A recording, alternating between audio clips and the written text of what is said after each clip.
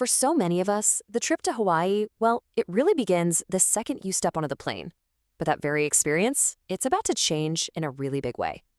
Today, we're going to look at a major shift for a beloved airline that could actually redefine the journey to paradise itself. Okay, let's just dive right into this. Because for decades, that feeling of stepping onto a big wide-body jet, two aisles, that spacious cabin, that was the official start of vacation. It wasn't just another flight, it was part of the whole Hawaiian experience. You see, Hawaiian Airlines was different. They were unique.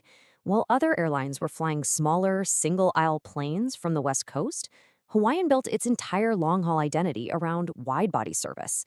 It was a conscious choice. They treated Hawaii like the special, far-off destination that it is. So, and this is the crucial point, these weren't just airplanes. They were a core part of the brand. That sense of a grand trans-Pacific journey was baked right into the DNA of the aircraft itself. But that whole era, well, it hit some serious turbulence. Hawaiian was really struggling with the high costs of running a wide-body fleet in a super competitive market.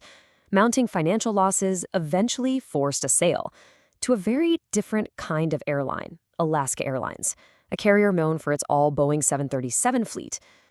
And this timeline just shows you how incredibly fast this all happened. I mean, in just a couple of years, Hawaiian went from this proud, independent wide-body airline to being acquired and facing a total fleet transformation.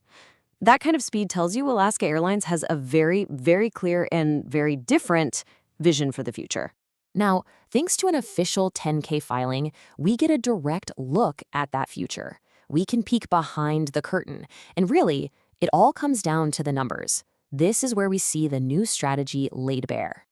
So let's start with where we are right now. Hawaiian's fleet is anchored by these 24 Airbus A330.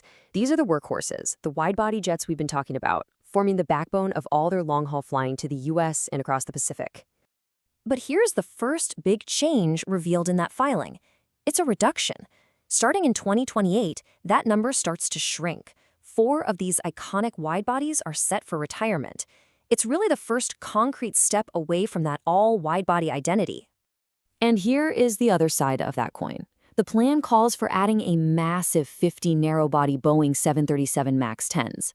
Now, this isn't some gradual swap. It's a huge influx of smaller, single-aisle planes that will completely reshape the fleet in just a 2-year span. What's so fascinating here is just how stark the contrast is. We're literally moving from this spacious, 2-aisle aircraft to a much more conventional single-aisle plane. Sure, the MAX 10 is way more efficient, it has more seats, more premium options, but it represents a totally different kind of flight experience. It's a new economic reality. And this matters for more than just the passengers. Those big A330s carry a huge amount of cargo in their bellies, stuff that's absolutely essential for an island state. Fewer big planes means less space for fresh food, for mail, for medical supplies. It actually tightens a really critical supply chain. So if these new planes aren't just a one-for-one replacement for the old ones, where exactly are they going? Well, this is where we see the new strategy and, frankly, Alaska's much bigger ambition really come into focus. This shift in focus, this is the real core of the story. The entire center of gravity for the airline is moving from Honolulu to Seattle. It's a fundamental change in the airline's entire philosophy. This one sentence, right here, perfectly captures the entire strategic transformation. It's just a powerful summary of how the whole purpose of this airline is being redefined.